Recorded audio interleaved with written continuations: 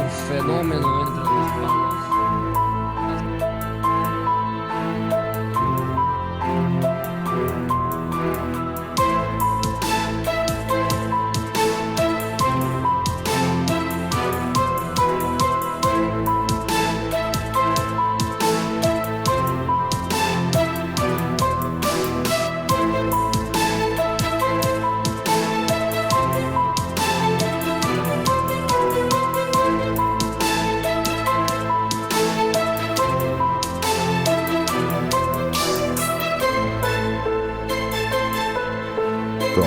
Creo que si Iker va a jugar significa que,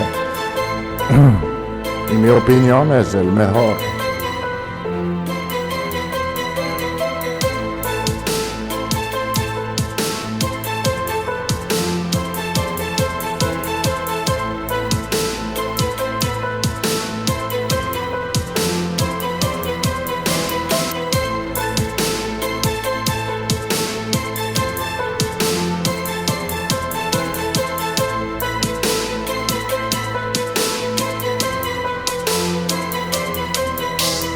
Purple in the morning, blue in the afternoon, orange in the evening, and green at night.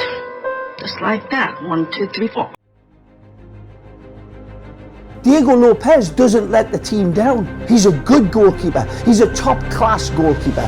He's arguably an international class goalkeeper. He ain't world class, and that's what Iker Casillas is.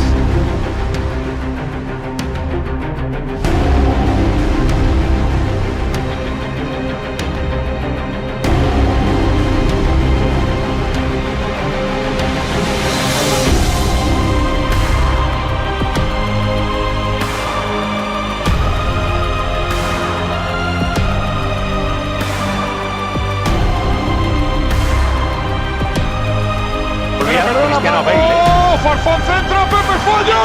¡Grande! ¡El Santo!